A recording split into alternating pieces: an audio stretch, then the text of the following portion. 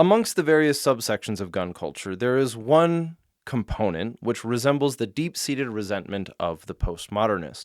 If we were to look at postmodern philosophy as it has expanded and grown and evolved over the last 100 or so years, we might try to simplify it into a single phrase, and that phrase would be, if I cannot understand it, it cannot be understood. If I cannot understand the truth about a thing, then that truth must be relative. And this recreates itself in the gun culture, or this specific element of gun culture, in the person who says that if they can't understand what a piece of kit was used for, it must not be smart, or it must be stupid. Another way of saying it would be, if that piece of gear is not made for me, then it must be dumb. And today we are talking about a piece of gear that might sometimes trigger that emotion in some people, but with second and third reviews and looking at who it's made for and what purpose it really serves, we should take some time to perhaps consider a different perspective. Today we're looking at the ARIC, or the ARIC, by Law Tactical, which, if used in conjunction with their AR-15 folding adapter, you can use their ARIC, their AR integrated carrier, which allows you to manipulate and use the firearm with the stock folded. Now, folding stocks are all the rage amongst what we are looking at trying to become the next iteration of the rifle. You see this in the SIG MCX Spear, or the B&T APC 5.56, or the BRN 180, or the PSA Jackal. All of those firearms are using a sort of gas piston system that allows the bolt to operate whether or not the firearm has a stock at all. It also can reduce some of the gas for the end user, but each one of those is either starting fresh or taking a severe departure from the AR-15 itself. Whereas the ARIC is meant to take your AR and turn it into something that can do many of the things that those other rifles can do, particularly, in this case, fire from a closed stock or a folded stock position. But before we get into too many details and how far we want to review it, we are going to cover a series of experiments that I've been using or doing with this tool for the last about 6 months, and then get into what I think the ideal use case is for it and specifically whom it's for.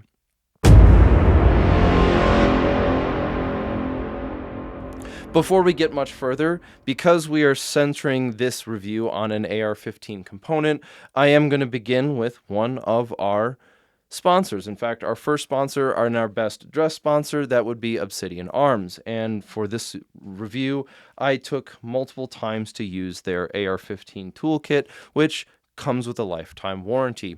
If you've ever tried to build or maintain more than just a private or a minimal cleaning and consideration, if you've ever gone into some of the details of an AR-15, you'll know that there are plenty of bits and pieces and screws and springs to lose along the way.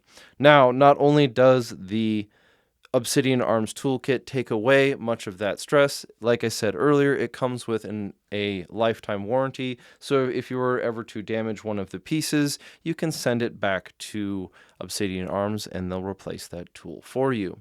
Obsidian Arms also produces parts that can be used in conjunction with firearms, such as these base plates for the SIG P320, a rather unique firing pin for the AR-15, and finally, they have a series of services that if you have an idea that is coming to life, that you want to have manufactured so you can bring it to market, you should check out Obsidian Arms at obsidianarms.com.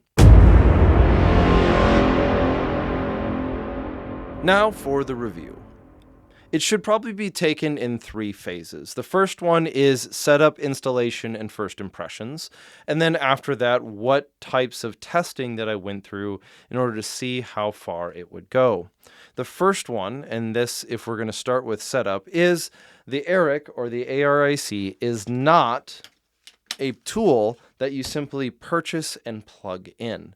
Rather, It's going to be geared towards those who are a little bit more aware of the interaction between the gas system and their firearm. Now, this is the bolt carrier group that we might be much more familiar with, this one by JP as well.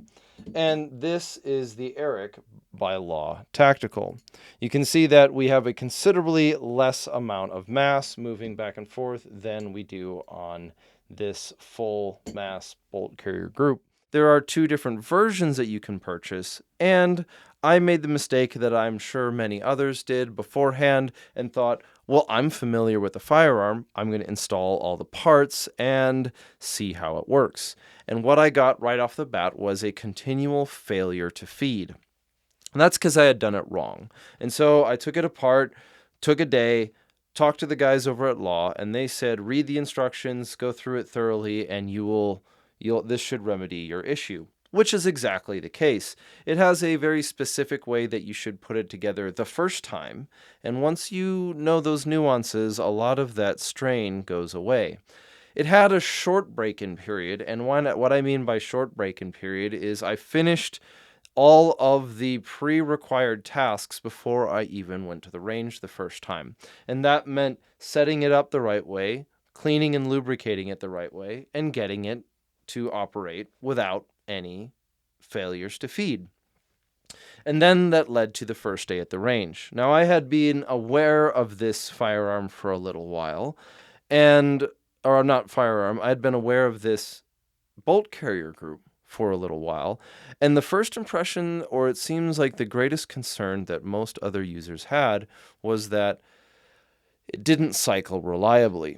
I had a very different experience with it. That being a sample size of 1 with a tuned gas system with a superlative arms gas block and always using a suppressor, I was able to fold the stock and more or less bump fire it successfully for the first 30 rounds and then go through a training day of about 200 to 210 rounds without any issues.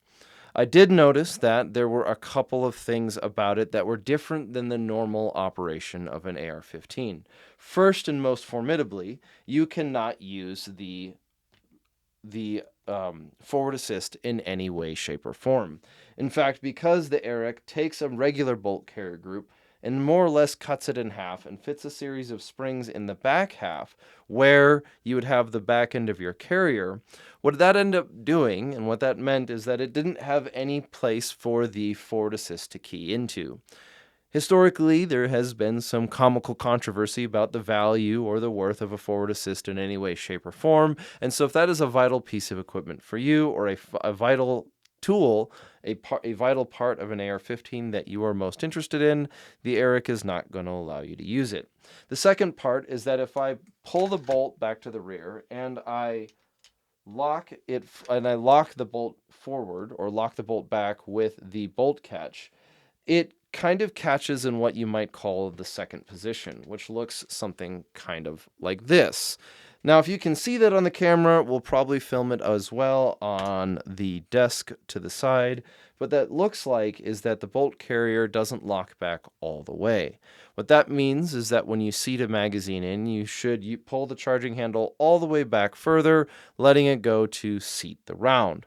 With magazines that are loaded to a 30-round capacity, particularly those of Lancer or Magpul, it sometimes struggled a little bit with that first round. And I want to key sometimes.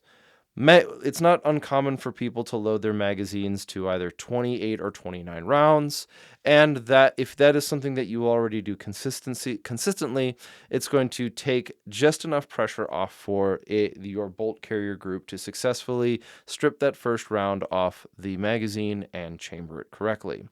When I had issues with it chambering, I would more or less pull the bolt back 1/3 of the way or just enough before it ejected the round and let it go again, and then it would slam home and I'd have no issues. But what you can see in that when that happens, you can identify it in the daylight by visually inspecting your bolt to make sure it's seated all the way. Is that a hard line detractor for the tool itself? Kind of, sort of, but let's get to that in a second. So the first thing is the bolt lock doesn't lock all the way to the rear, and the second one is that I can't use the forward assist.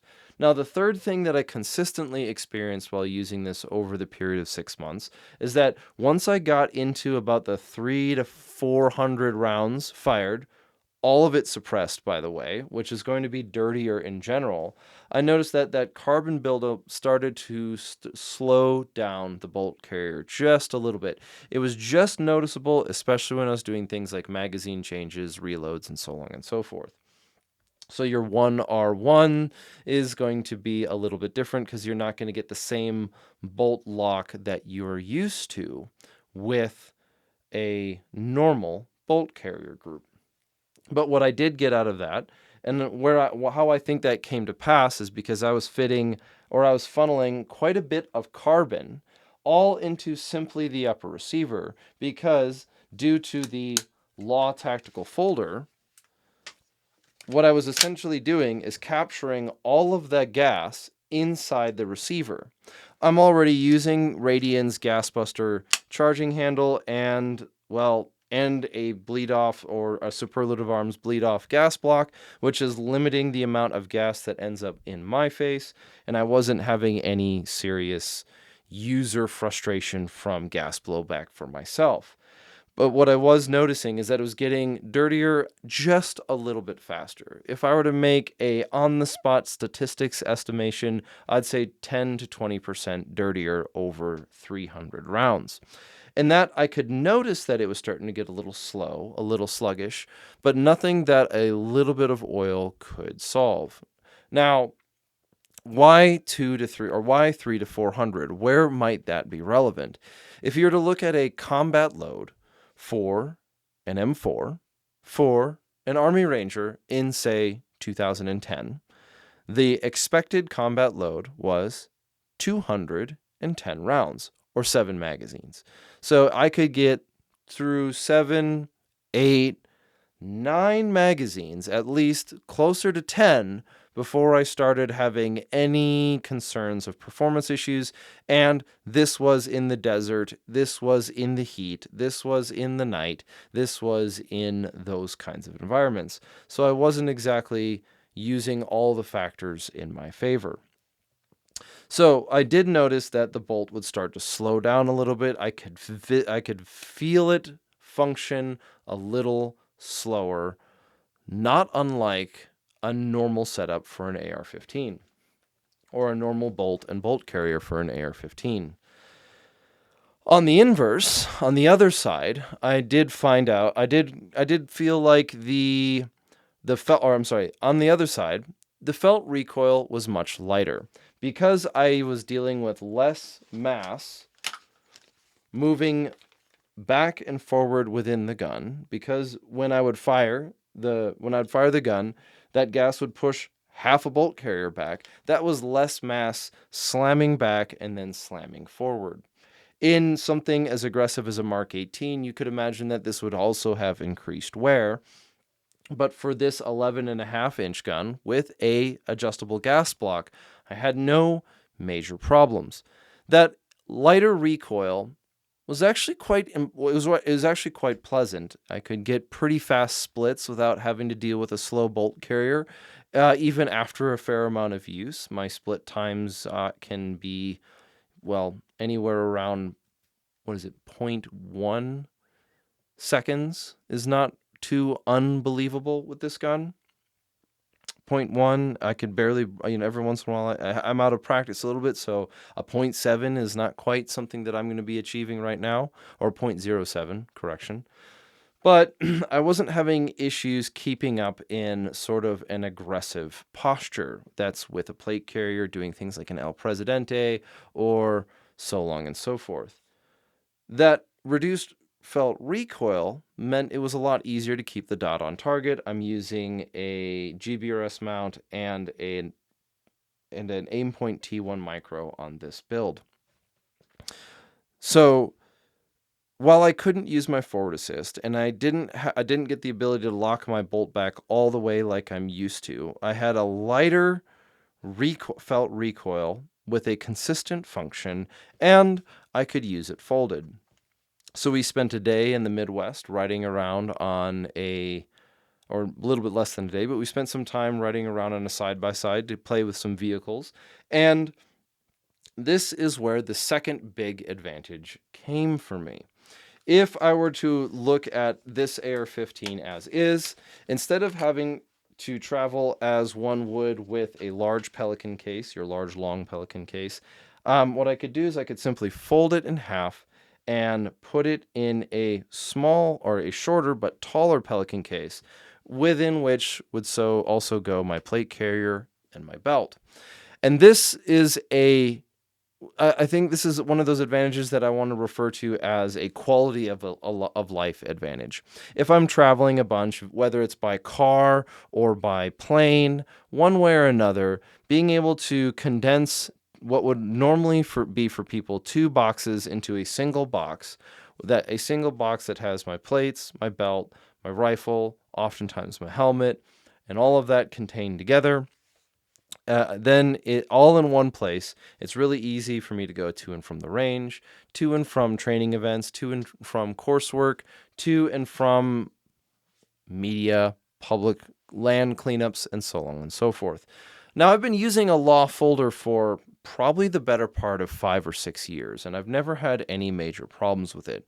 Every once in a while, when I'm doing routine maintenance on the firearm, I make sure all of its parts are tightened down, as one should do with things like their buffer tube, or, well, anywhere where you are adding or putting parts on. And so it didn't really add anything substantial to my maintenance schedule. Rather, what I found is if I'd go use the gun for a couple of days and then I'd clean it out, everything would really be in its place. And so the quality of life that it added, instead of being directed towards something like a truck gun, or a bag gun, which was this trend maybe 7 or 8 years ago, what it really just meant for me is that if I'm traveling a bunch, it's really easy for me to do so by simply taking my suppressor off, folding the stock in half, and then putting that in the same hard-sided case that's lockable with my plate carrier, my shooting belt, and so on and so forth. This quality of life benefit doesn't really apply to anyone, and perhaps in this case might lead to the second half of this review. But first, let's take an intermission, and then we'll look again at the internal mechanism and a little bit on how it works, and then we'll go into the second part, which is who I think this is for and how it might fit for you. Because I don't have this much weight going back and going forward, I just have, well, this much, not even with a buffer or a spring system. I just have a small section of metal moving back and forth.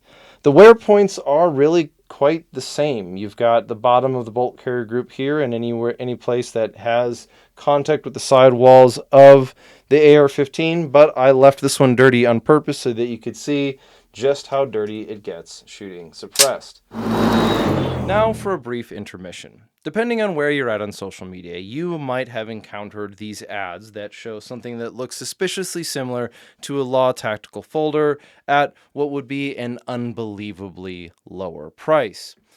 Now, instead of going down the road of looking at whether or not this is stolen IP, because that is not my role to play here, what I would want to advise is if you're going to get a Law Tactical folder, you get it from either Law Tactical themselves or Brownells.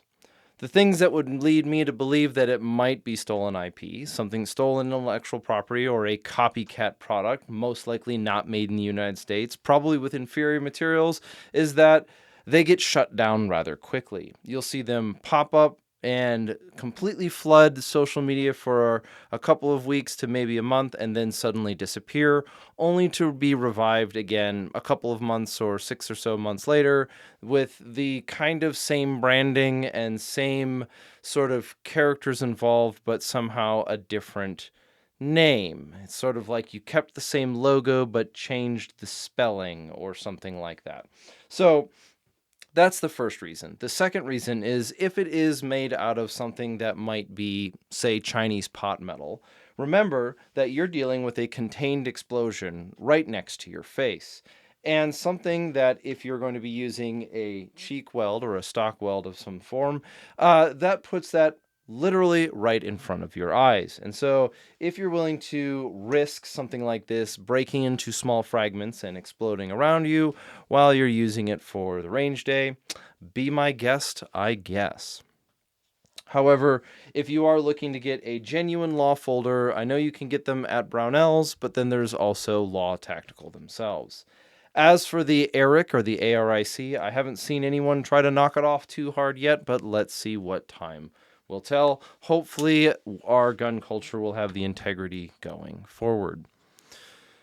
On a second note, maybe not so much of an intermission, but a transition as to how we think about different types of gear. Now, whether you're talking about batteries or chem lights or ammunition, that's all more on the disposable side. You use it, you discard it, you move on. And then on the opposite end, we might have things like firearms or suppressors or even plate carriers.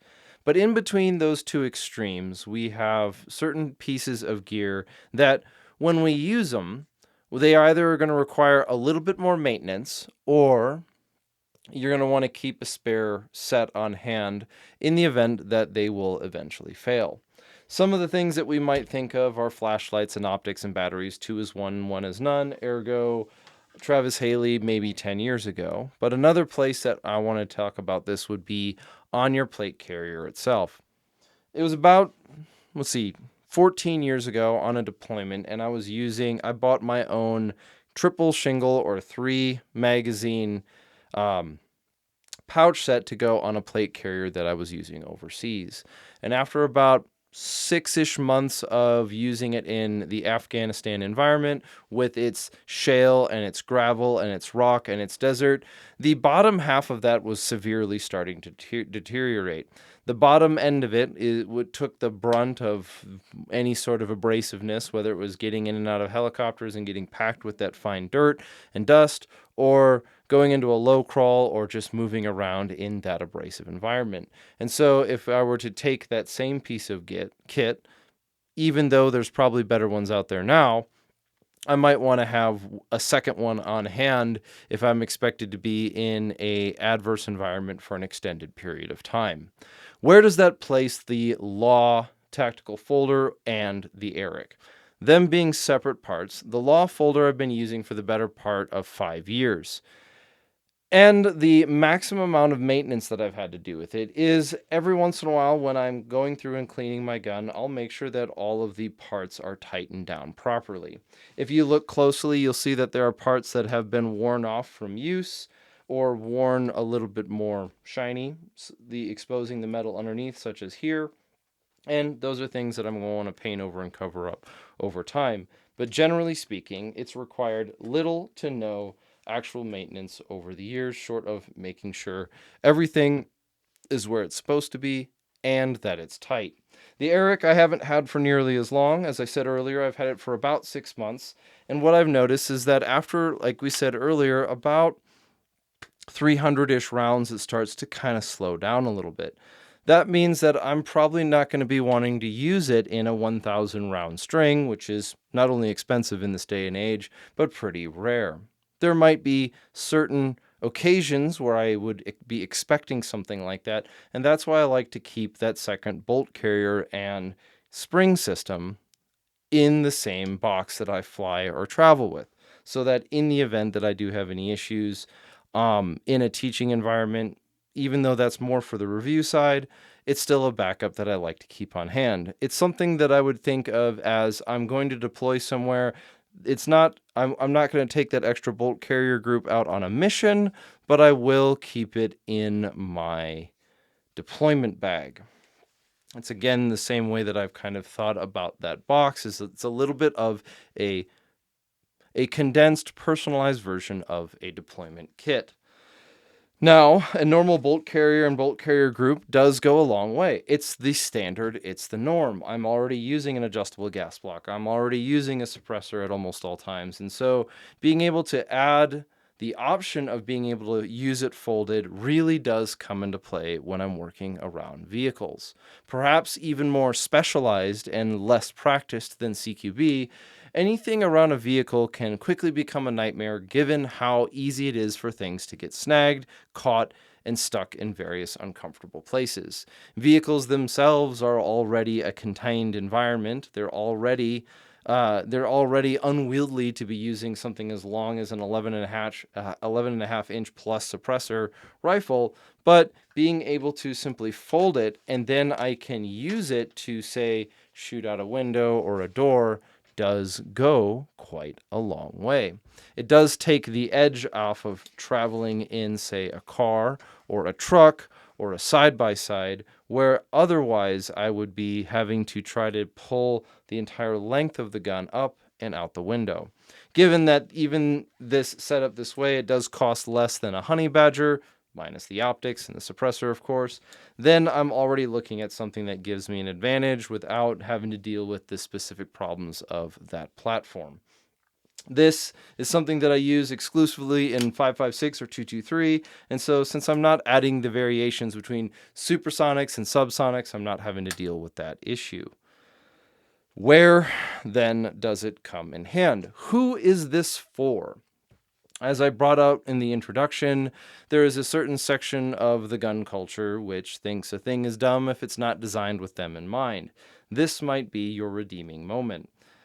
The Law Tactical folder, in my opinion, is better suited for the civilian than for the professional military, with exceptions. For the civilian, it's easier to transport. I still need to continue on that subject of a quality of life improvement. Being able to travel as I do, in the ways that I do, and being able to fold this and keep it with my kit does go a long way for my quality of life. It's less stress and strain and challenge with packing than I would otherwise have to deal with. In addition to that, I like to try to, let's call it, work in more dynamic environments, which is again another trendy way of saying variety is the spice in this form of life. And the bolt and the ARIC charging, or sorry, the ARIC bolt carrier group, the AR integrated carrier, does give me a little bit more variety. It's something that I would see as useful for specific types of missions or operations or activities. Again, vehicles are the first ones to come to mind, but there's a couple others that might stand out. Since the role of the civilian is much more clandestine and it falls in line with what we are seeing with insurgencies and issues like that, I can fold my firearm and fit it into like a saddlebag of a motorcycle or something much smaller to travel with. Not only can I do that, but I can safely fit it into a bag, even though I'm going to have to take my suppressor off, and that does allow me to get a few more places than otherwise determined. Politics not included. So, where else can I go with this? What else can I do with it? The ARIC itself is something that is not quite a calculated risk, but something that requires deliberate use.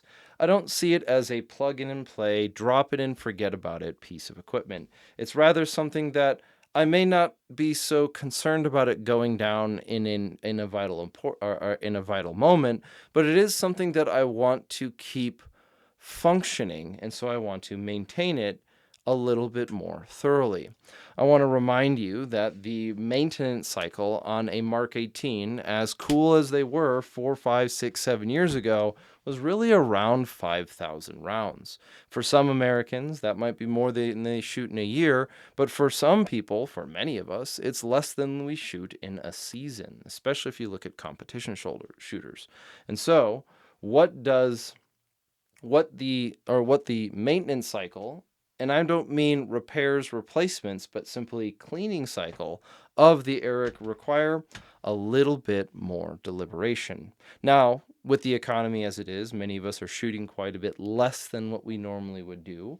But after a hard week of use, a week in the desert, a week using this in that form of an austere environment with minimal maintenance, not even really oiling it until the last day, I saw that this kept chugging along without any issues, so long as I was using 5.56, my own gas block, and the ARIC itself.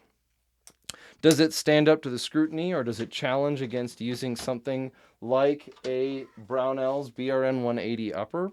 Well, the first thing that you have to consider is that if you're going to have a second upper just for being used in, say, vehicles and certain environments, what you're going to need to do is you're going to need to set up an entire second upper with your sling mounts, your iron sights, whether you're going to use offsets or otherwise, your lasers, your optics. Now, heaven forbid you choose to use an LPVO with a piggyback red dot and a laser. Those three items alone are three different parts that you're going to have to zero in just because you're switching your uppers. That's also going to be an expense on your paycheck, and another thing that you're going to have to buy. You're going to have two scopes or two LPVOs, two sets of red dots, and two sets of lasers just to keep the ability to function whether you want the folding ability or not. So instead of spending that much money on an entire separate upper as well as all the other optics, one way of looking at the cost is that I am spending considerably less going for a Law folder and an ARIC than I am for an entire separate upper just so that I can shoot it folded. Now, for some people, that having that second upper is not a big ask, and for others, it might be a little bit more challenging. Again, I'm looking at this idea of traveling.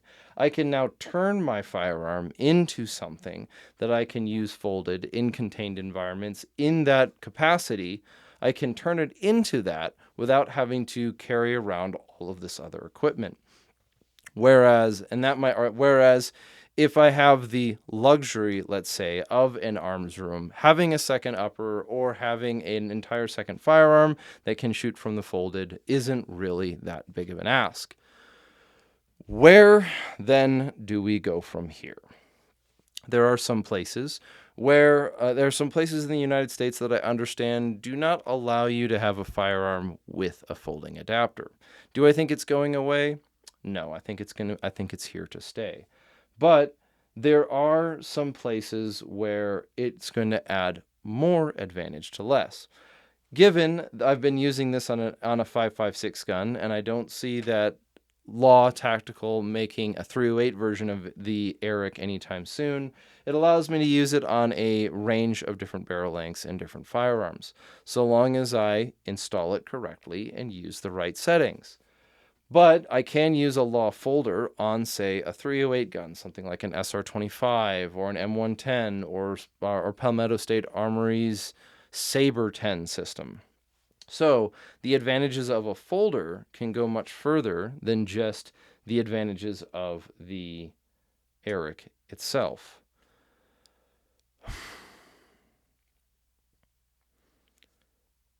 And thus my worldview on this, and thus my overview of this comes together with my final point.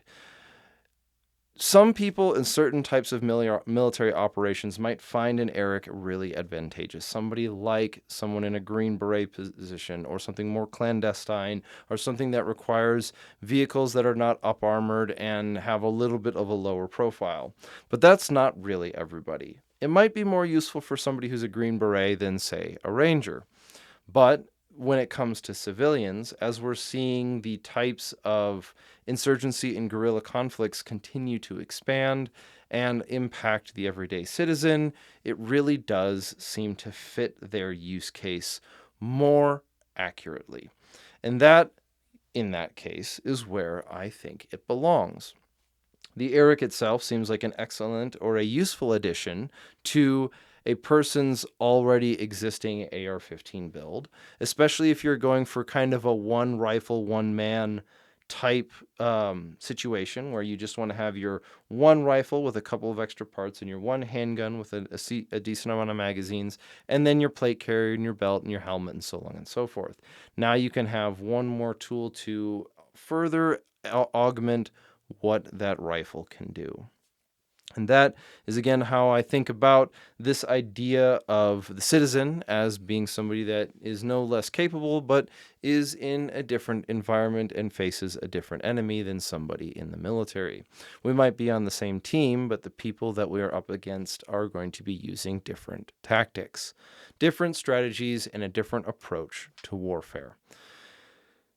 That being the case, this has been the Redacted Culture Cast. We've been talking about the ARIC by Law Tactical. We've been looking at not only what I've seen from its use over about 6 months and a couple thousand rounds, but also what are the drawbacks and the advantages that I think it gives to the citizen, as well as to somebody who works in the military. If this has been helpful for you, please leave a like or a comment below if you're on YouTube. You can also share this show with your friends. And finally, the type of gear that I'm more interested in doing continued reviews on is less the odd rifles and guns and kit that people really can't get their hands on, and more so the tools that oftentimes the smaller tools that make your life and my life quite a bit better. This might be a series of pouches, which I've been working on with kind of the Dangler series, or things like the ARIC, and as we've talked about, the BRN 180, and we've got more coming down the road. So if you've got certain types of gear that you'd like to see a review on, please leave that comment below. I'll read through them, and I will start making some adjustments going forward. If you want to support us here, you can go over to redactedllc.com. That's where you can find our store. And if you want to just support us outright, you can go to redactedculture.locals.com and subscribe there to support us directly. With that, we're going to keep the lights on. We're going to keep the show rolling. And for you, remember to follow what is right and true and good. Seek after it with all that you can. And above all, go forth and conquer.